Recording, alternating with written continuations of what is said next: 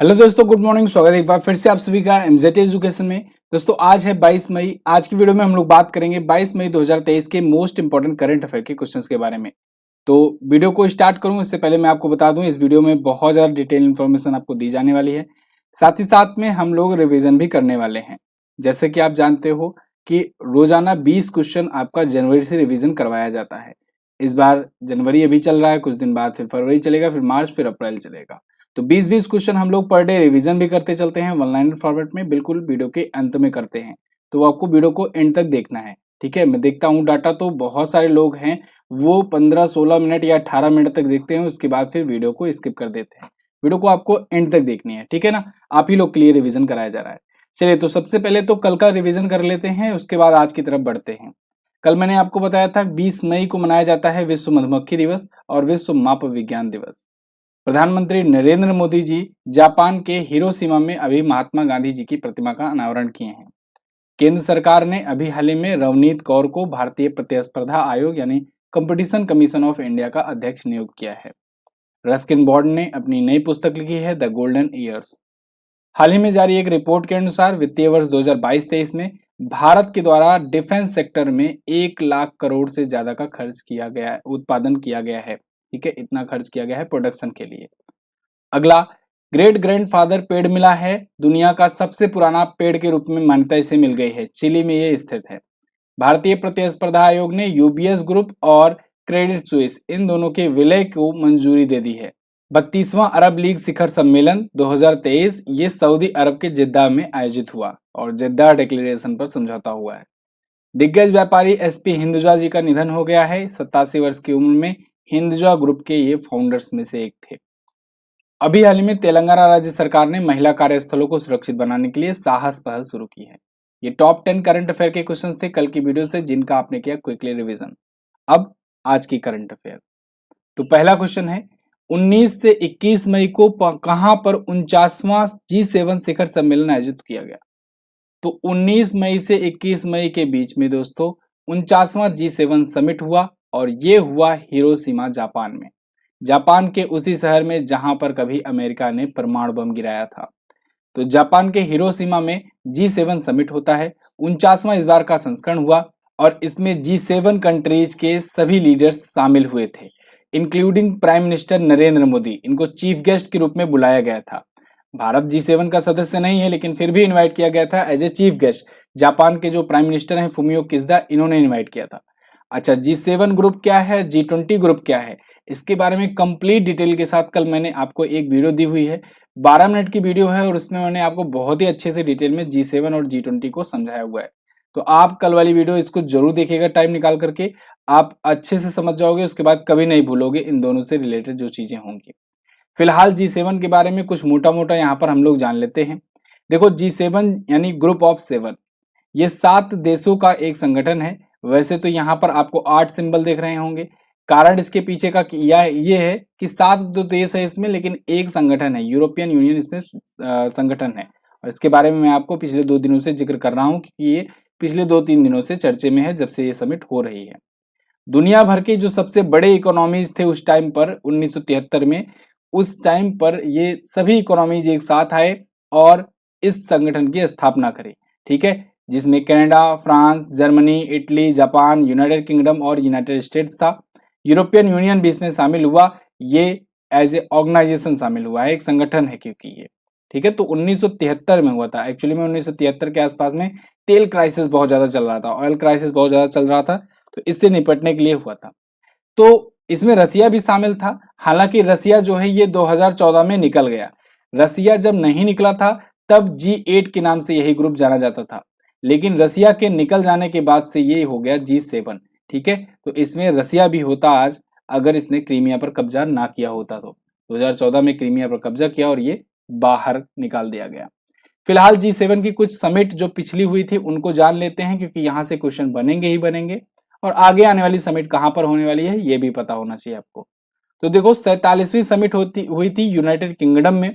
ये 2021 में हुई थी। तब बोरिस जॉनसन ब्रिटेन के प्राइम मिनिस्टर हुआ करते थे, उन्होंने अध्यक्षता की थी। तो इंग्लैंड के कॉर्नवाल में हुआ था। 48वां जर्मनी में हुआ, ओलाफ स्कोल्ज इसकी अध्यक्षता किए। 49वां हुआ जापान में, जो कि अभी 19 से 21 मई को हुआ। फुमियो किशिदा इसकी अध्यक्षता किए, ये हिरोशिमा में हुआ। 50वां होगा दोस्तों इटली में, जॉर्जिया मेलोनी इसकी अध्यक्षता करेंगी। और 51वां जो होगा ये होगा कनाडा में, लेकिन अभी एग्जैक्ट डेट और एग्जैक्ट इसका होस्ट अध्यक्ष जो है वो डिसाइड नहीं है, क्योंकि हो सकता है वहां पर सरकार चेंज हो जाए, कोई और बन जाए। ठीक है, तो फिलहाल अगला जो होगा 50वां वो इटली में होगा और 51वां होगा कनाडा में, ये आप ध्यान रखिएगा। आगे का दो पीछे का दो आप याद रखेंगे। ठीक, चलो तो पूरा डिटेल मैंने आपको बता दिया है। G7 समिट से लेकर प्रधानमंत्री नरेंद्र मोदी जी को जापान ने इनवाइट किया था मुख्य अतिथि के रूप में, तो वहां पर गए हुए थे ये, इसीलिए आपको पीएम मोदी जी वहां पर देखेंगे फोटोज और वीडियोज में। चलिए अगला क्वेश्चन, अंतरराष्ट्रीय चाय दिवस कब मनाया जाता है? इंटरनेशनल गर्मा गर्म टी डे, ये मनाया जाता है 21 मई को। चाय के बारे में जागरूकता फैलाने के लिए, चाय के इतिहास को बताने के लिए यह दिवस मनाया जाता है। चाय में क्योंकि कैफीन और टैनिन भी पाया जाता है, ये एक प्रकार से स्फूर्ति भी लाती है शरीर में। और स्टूडेंट के लिए तो पहला प्रेम होता है चाय। तो फिलहाल दुनिया में सबसे लोकप्रिय पेय पदार्थ है चाय, और इसका जन्मदाता है चीन। चीन में एक कहावत है, कहा जाता है, मतलब कहानी है कि यहाँ पर 2700 समथिंग ईसा पूर्व में, मतलब आप समझो कितना पुराना ये इतिहास है इसका। 2700 ईसा पूर्व के आसपास में चाइना के एक सम्राट थे, वो एक बार पानी उबाल रहे थे और उनकी पानी में आ गया कुछ पत्तियां आकर के गिर गई, और वो पत्तियों की वजह से स्वाद बदल गया, और उसके बाद से फिर इन्होंने चाय को पेय पदार्थ ही घोषित कर दिया था। लेकिन मुझे थोड़ा सा इसमें डाउट लगता है कि सम्राट जो है ये पानी क्यों उबाल रहे थे, मतलब सम्राट क्यों उबालेगा कोई। आगे बढ़ते हैं। 21 मई 2023 को पूर्व प्रधानमंत्री राजीव गांधी जी की 32वीं पुण्यतिथि थी। इनकी समाधि स्थल का क्या नाम है? तो दोस्तों अभी 21 मई को हमारे भारत के पूर्व प्रधानमंत्री और भारत के सबसे युवा प्रधानमंत्री रहे राजीव गांधी जी की पुण्यतिथि थी। तो इनकी समाधि स्थल पर बड़े बड़े लीडर्स गए वहां पर, कांग्रेस के भी और भी पार्टियों के, उन्होंने वहां पर श्रद्धांजलि दी। इनकी समाधि स्थल का नाम है दोस्तों वीर भूमि। क्या नाम है? वीर भूमि नाम है राजीव गांधी जी की समाधि स्थल का नाम। यहाँ पर और भी नाम दिख रहे हैं। राजघाट जो है ये महात्मा गांधी की समाधि स्थल है, विजय घाट लाल बहादुर शास्त्री जी का, और शांतिवन जो है ये जवाहरलाल नेहरू जी की समाधि स्थल को कहते हैं। वैसे समाधि स्थल मैंने बहुत सारे बताए हुए हैं आपको स्टैटिक जीके की क्लास में। स्टैटिक जीके की सीरीज अगर आप नहीं देखे हो ना तो उसको जरूर देखना। 11 एपिसोड में अभी मैंने क्लास लिया हुआ था, और आप किसी भी एग्जाम की तैयारी क्यों ना कर रहे हो, वो अगर 11 एपिसोड अगर आप देख लोगे ना तो स्टैटिक जीके आपका बहुत ही अच्छे तरीके से तैयार हो जाएगा। तो फिलहाल ये थे राजीव गांधी जी। इनको लिट्टे नाम का एक ऑर्गेनाइजेशन था, उसके द्वारा असैसिनेट कर दिया गया था चेन्नई में जब ये रैली कर रहे थे। तो एक आत्मघाती हमलावर जो है उसकी वजह से बम ब्लास्ट में इनका निधन हुआ था 1991 में 21 मई के दिन। इसी वजह से 21 मई को मनाया जाता है आतंकवाद विरोधी दिवस। क्या मनाया जाता है?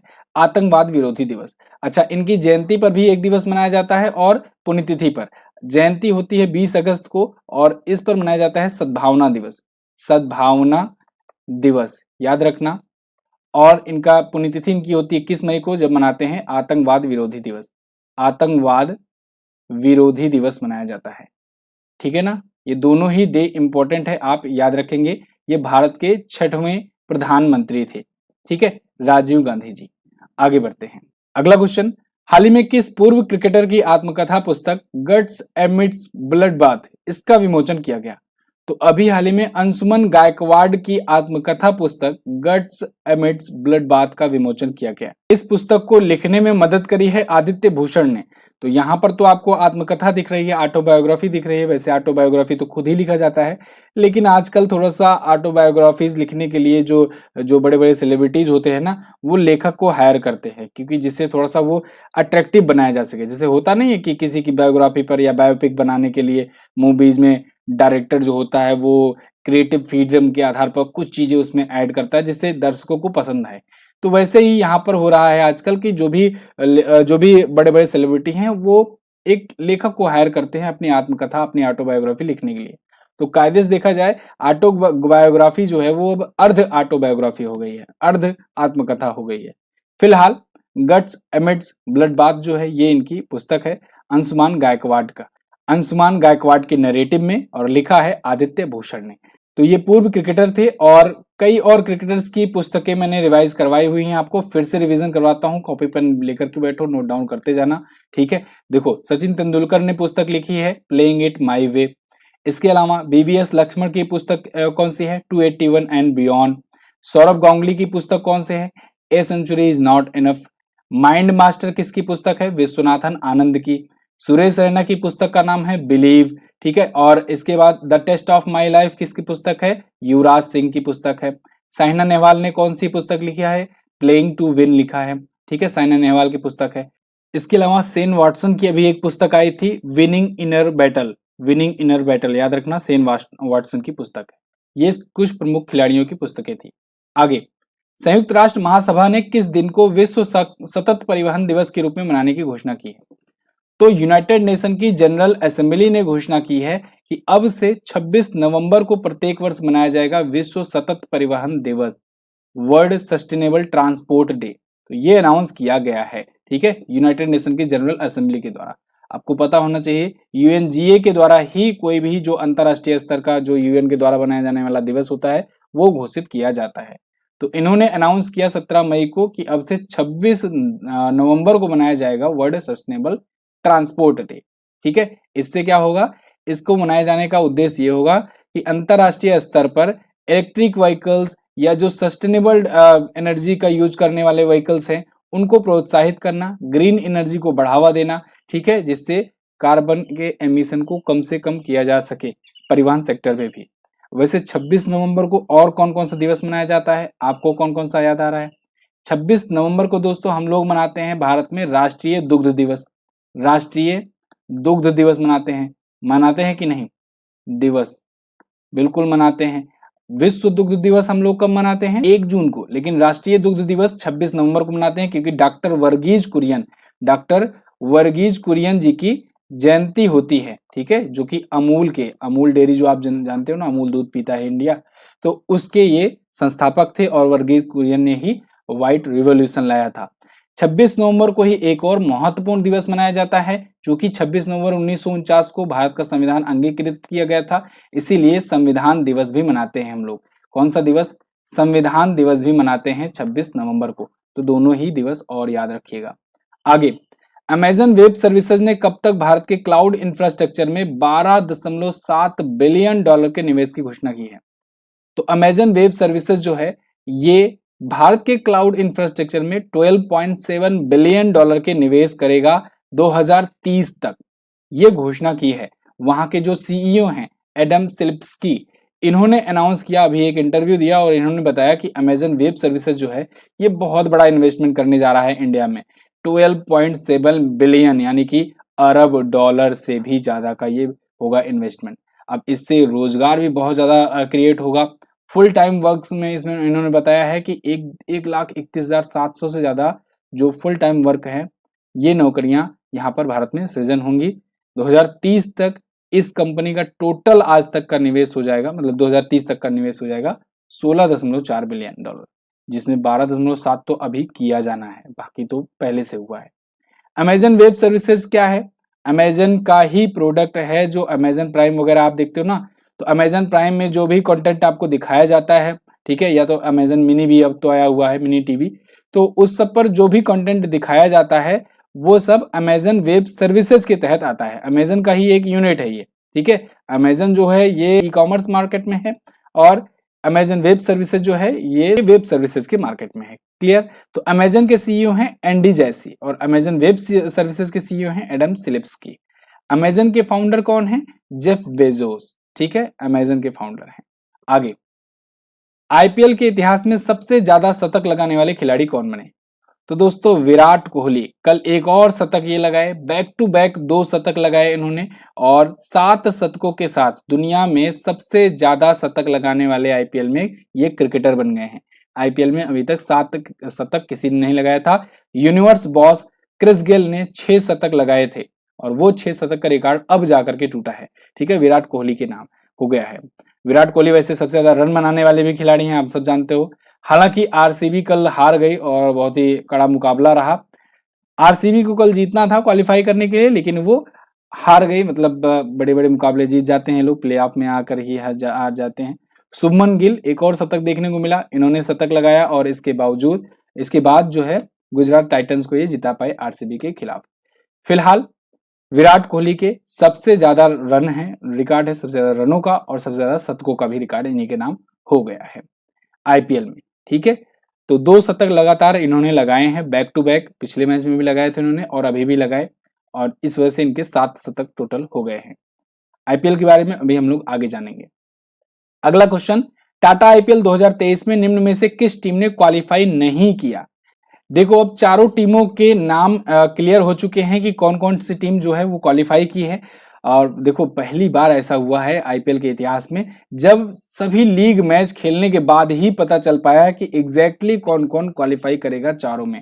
ठीक है, मतलब अभी तक कंफर्म नहीं हो पा रहा था और लास्ट तक इतना ये दर्शाता है कि कितना ज्यादा टफ कंपटीशन रहा इस बार के आईपीएल में, कि लास्ट का जो 14वां लीग मैच हुआ, 14 लीग मैच होते हैं, उसमें जाकर के फाइनल हुआ कि कौन कौन जाकर के चारों में क्वालिफाई करेगा। वैसे क्वालिफाई करने और ना करने से क्वेश्चंस बनते हैं एग्जाम में, और ये क्वेश्चन आप उठा करके देखेंगे प्रीवियस ईयर क्वेश्चन कई बार बना हुआ है, बहुत सारे एग्जाम्स में मैंने देखा है ऐसा क्वेश्चन कि निम्न में से किस टीम ने क्वालिफाई नहीं किया या फिर किस टीम ने क्वालिफाई किया था, सेमीफाइनल कौन कौन सी टीम खेली थी आईपीएल में, ये सब पूछा जाता है। तो इसको ऐसा मत समझना कि ये जबरदस्ती का क्वेश्चन लिया गया है, ऐसा नहीं है, ये क्वेश्चन बहुत इंपॉर्टेंट है। तो देखो 4 टीम जो हैं जो क्वालिफाई की हुई हैं उनमें Chennai super king, Gujarat Titans, Lucknow super giants, Mumbai Indians है। आरसीबी जो है ये क्वालिफाई नहीं कर पाई, जैसा कि मैंने अभी आपको बताया बाहर हो गई ये टीम। तो ऊपर की ये देखो जी, ये 4 टीमें जो हैं ये क्वालिफाई कर चुकी हैं और इसके बाद नीचे की जो 6 टीमें हैं ये क्वालिफाई नहीं कर पाई हैं। 10 टीमें टोटल खेलती हैं, सबसे लास्ट पर सनराइजर्स हैदराबाद है, सबसे टॉप पर गुजरात टाइटंस ने अपना सफर एंड किया। अब देखो इसमें होता क्या है कि जो टॉप 2 टीमें होती हैं उनके बीच में पहला वाला मैच खेला जाता है क्वालिफायर। ठीक है, अब इसमें जो विजेता रहता है वो तो विनर जो होता है वो तो पहुंच जाता है फाइनल्स खेलने के लिए। ठीक है, लेकिन इसमें जो लूजर होता है ना वो आ जाता है नीचे इधर। इन दोनों के बीच में जो तीसरे और चौथे के बीच में जो मैच होता है इसमें जो विनर जो होता है उसके साथ खेलने के लिए, यानी कि ये जो 2 नंबर पर होता है ना इसको 2 मैच मिलता है, 2 मौका मिलता है। एक तो यहाँ पर अगर हार जाएगा तो फिर से उसको एक मौका मिलेगा इसके विनर के साथ खेलने का। ठीक है, और यहाँ पर जो हारेगा वो बाहर हो जाता है। तो लखनऊ और मुंबई के बीच में जो हारेगा वो बाहर हो जाएगा, जो जीतेगा वो इन दोनों के लूजर से लड़ेगा और फिर यहाँ पर जो जीतेगा वो आकर के फाइनल खेलेगा। ये होता है इसका नियम आईपीएल का। ठीक है ना, तो बाकी डिटेल्स मैंने आपको बता दी हैं। आईपीएल टाटा आईपीएल 16वां संस्करण चल रहा है, T20 फॉर्मेट में होता है, 10 टीमें खेल रही हैं, 2008 से शुरू हुआ है। टाइटल स्पॉन्सर है टाटा, ऑफिशियल पार्टनर है हर्बलाइफ। बाकी आईपीएल के बारे में मैं आपको जल्द ही वीडियो दूंगा जैसे ही ये समाप्त हो जाएगा। ठीक है, बस कुछ ही दिन रह गए हैं, 26 मई को फाइनल होना है। आगे, हाल ही में ईरान ने हेलमंद नदी पर जल अधिकारों के उल्लंघन को लेकर के किस देश को चेतावनी जारी की है? तो ईरान ने अभी हाल ही में दोस्तों अफगानिस्तान तालिबान को एक नोटिस जारी किया है जल अधिकारों के उल्लंघन को लेकर के। हेलमंद नदी बेसिकली अफगानिस्तान की सबसे बड़ी नदी है जो अफगानिस्तान से बहते बहते पहुंचती है ईरान में। तो अफगानिस्तान से वो बह करके ईरान में पहुंचती तो है, तो इन दोनों को लेकर के समझौता हुआ था, वाटर ट्रीटी साइन हुई थी 1973 में। तो वही अब यहाँ पर ईरान के जो राष्ट्रपति हैं ना इब्राहिम रईसी, इन्होंने कहा है कि तालिबान जो गवर्नमेंट है, जो अफगानिस्तान में आजकल तालिबान सरकार है, तो वहां पर नदी के जल स्तर की जांच करने के लिए ईरानी हाइड्रोलॉजिस्ट की अनुमति दे, जिससे वहां पर चेक हो सके कि वहां पर इस ट्रीटी का, इस जो बंटवारा हुआ है पानी का, इसका वहां पर सही तरीके से पालन हो रहा है कि नहीं। एक्चुअली में ना ईरान वगैरह जो है यहाँ पर रेगिस्तान वगैरह बहुत ज्यादा रहता है, आप जानते ही हो। तो यहाँ पर ये पानी के ठीक तरीके से ना आने की वजह से ना सूखा वाली बहुत ज्यादा स्थिति आ जा रही है। तो इस सूखे वाली स्थिति से निपटने के लिए यहाँ पर इन्होंने घोषणा किया हुआ है। चलिए वर्ल्ड मैप में आपको थोड़ा सा लोकेशन दिखा देता हूँ ईरान अफगानिस्तान के बारे में। तो वर्ल्ड मैप में आप देखोगे ये रहा अपना प्यारा भारत यहाँ पर, और यहाँ से आप देखो ये पड़ोसी देश में ये पाकिस्तान है, जस्ट इसके बाद अफगानिस्तान है।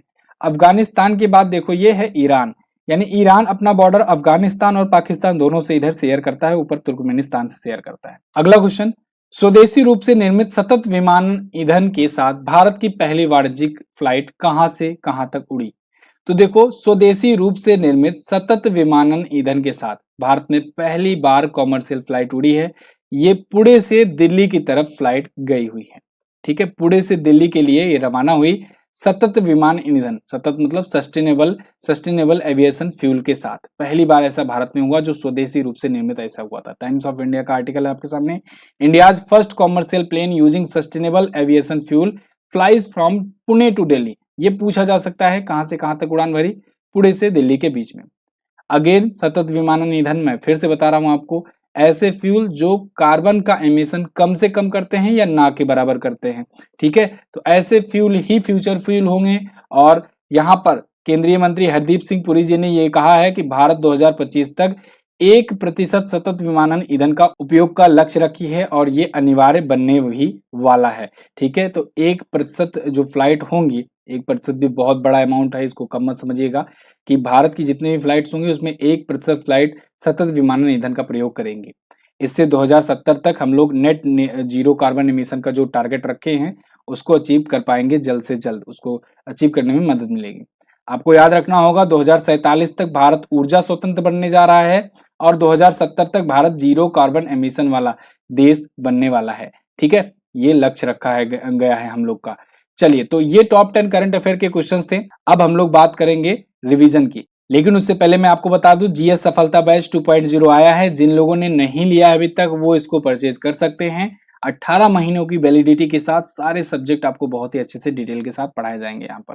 और अगर जो लोग वीडियो वगैरह एग्जाम की या यूपी स्पेशल एग्जाम की तैयारी कर रहे हैं उनके लिए एक विशेष छूट है, आप यूपी जीके की ई बुक प्राप्त कर सकते हो बिल्कुल फ्री में इसी के साथ। ठीक है, मंथली तो ई बुक मिलती ही मिलती है, यूपी जीके की भी मिलेगी। आपको इस कोर्स को लेने के लिए वीडियो 20 कूपन कोड यूज करना है, जिसके बाद आपको 20% का डिस्काउंट भी मिल जाएगा। ये बैच आपको एमजेटी ऐप पर मिलेगा। चलिए, तो छठा दिन है जनवरी से रिवीजन का और हम लोग छठे दिन में रिवीजन करने जा रहे हैं 20 और महत्वपूर्ण क्वेश्चंस को देखेंगे। हाल ही में हिंदी के महत्व को चिन्हित करने के लिए विश्व हिंदी दिवस ये मनाया गया 10 जनवरी को। विश्व हिंदी सम्मेलन इस बार 2023 में कहां पर हुआ था? फिजी में, नांडी फिजी में। सीरियम एविएशन एनालिटिक्स द्वारा जारी 2022 के शीर्ष प्रदर्शन करने वाले वैश्विक हवाई अड्डों की सूची में हनेडा एयरपोर्ट ये टॉप पर रहा था। और roller coaster an affair with banking, इसके लेखक हैं तमाल बंदोपाध्याय। सार्वजनिक उद्यम सर्वेक्षण में शीर्ष पर कंपनी रही है पीजीसीएल। भारत का पहला कोयला गैसीकरण उर्वरक संयंत्र तैयार हो जाएगा 2024 तक। टलोन ग्रिक्सपुर ये महाराष्ट्र ओलंपिक टेनिस टूर्नामेंट जीत लिए हैं। पेटीएम पेमेंट बैंक के नए सीईओ बन गए सुरेंद्र चावला। एसजेवीएन की राजस्थान में बीकानेर और सौर ऊर्जा परियोजना की आधारशिला रखी राष्ट्रपति द्रौपदी मुर्मू जी ने। राजस्थान में ही इन्होंने एक संविधान पार्क की भी आधारशिला रखी थी, मतलब उसका उद्घाटन किया था। 36वें inter university south zone youth festival में ओवरऑल चैंपियनशिप का खिताब किस यूनिवर्सिटी ने जीता? केरल यूनिवर्सिटी ने जीता। ई नाम पहल ने प्लेटिनम पुरस्कार जीता है, ये पहल है कृषि मंत्रालय की। इसके अलावा वैश्विक कल्याण के लिए वैश्विक विज्ञान, ये थीम के साथ अभी हाल में केंद्रीय मंत्री डॉक्टर जितेंद्र सिंह ने राष्ट्रीय विज्ञान दिवस 2023 को लॉन्च किया था। राष्ट्रीय विज्ञान दिवस कब मनाया जाता है? ये प्रत्येक वर्ष मनाया जाता है 28 फरवरी को। ठीक है, और अभी हाल ही में हॉकी गेंदों से दुनिया की सबसे बड़ी हॉकी स्टिक बनाई सुदर्शन पटनायक ने। उड़ीसा के बहुत ही फेमस ये सैंड आर्टिस्ट है। सर्वश्रेष्ठ मूल सॉन्ग के लिए गोल्डन ग्लोब का अवार्ड जीता आरआरआर ने। इसने ऑस्कर में भी बेस्ट ओरिजिनल सॉन्ग की कैटेगरी में ऑस्कर भी जीता है। हेनले पासपोर्ट इंडेक्स 2023 में भारत 85वें स्थान पर पहुंच गया है। महेंद्र सिंह धोनी ने अभी हाल ही में आत्मकथा अनजान साक्षी का विमोचन किया है। ये के अब्दुल गफ्फार की आत्मकथा थी। इसके अलावा इसरो ने अभी हाल ही में स्कूली छात्रों द्वारा बनाए गए space kids India satellite launch किया है। 750 स्कूली छात्रों के द्वारा ही बनाया गया था। हिमाचल प्रदेश की 4 पुलिस अधिकारियों को सर्वश्रेष्ठ पुलिस प्रशिक्षण के लिए केंद्रीय गृह मंत्री पदक से सम्मानित किया गया। आरबीआई के डिप्टी गवर्नर माइकल पात्रा का कार्यकाल 1 वर्ष के लिए बढ़ा दिया गया है। और डेवन पिटोरियस ने अंतरराष्ट्रीय क्रिकेट से संन्यास की घोषणा कर दी है। ये दक्षिण अफ्रीका के ऑलराउंडर थे। कश्मीर के पहले ज्ञानपीठ विजेता अब्दुल रहमान राही का निधन हो गया। इन्हें 2007 में ज्ञानपीठ मिला था। ओके, तो 6 दिनों में हम लोगों ने 120 क्वेश्चन का रिवीजन कर लिया है शानदार तरीके से। देखो 20-20 क्वेश्चन पर डे रिवीजन करते आ रहे हैं, इस वजह से ज्यादा लोड भी नहीं पड़ रहा है और आराम से हम लोग रिवीजन भी कर रहे हैं। ठीक है, तो इसी तरीके से आप रोजाना बने रहिए, डेली का डेली करंट अफेयर देखते रहिए। पिछले जो 120 क्वेश्चन जिन लोगों ने नहीं रिवाइज किए हैं, पिछली जो वीडियोज हैं उनको जाकर के देखा हो। उच्चतम न्यायालय के न्यायाधीशों की अधिकतम स्वीकृत संख्या 34 है, 33+1 है, ये समझो 34 को 33+1 कहो, क्योंकि एक इसमें चीफ जस्टिस है भारत का। निम्न में से कौन सा देश क्वाड का सदस्य नहीं है? तो फ्रांस नहीं है, क्योंकि अमेरिका, ऑस्ट्रेलिया, जापान और इंडिया क्वाड के मेंबर है। आज आपको क्या बताना है? आज आपको बताना है स्टैच्यू ऑफ यूनिटी के मूर्तिकार राम वी सुतार को कौन सा नागरिक सम्मान मिल चुका है। इसके अलावा मधुमक्खियों के लिए वैक्सीन लॉन्च करने वाला दुनिया का पहला देश कौन सा है। दोनों क्वेश्चंस के बारे में जो भी पता होगा डिटेल में जरूर आंसर करना। हमारे ई बुक्स वगैरह भी आती हैं, वीडियो कोर्सेज भी आते हैं, ये सब आपको एमजेटी ऐप पर मिलेंगे, चेकआउट जरूर कीजिए एक बार। चलिए, बहुत बहुत धन्यवाद यहाँ तक वीडियो देखने के लिए। मिलेंगे अगली वीडियो में, तब तक के लिए नमस्कार, जय हिंद, वंदे मातरम।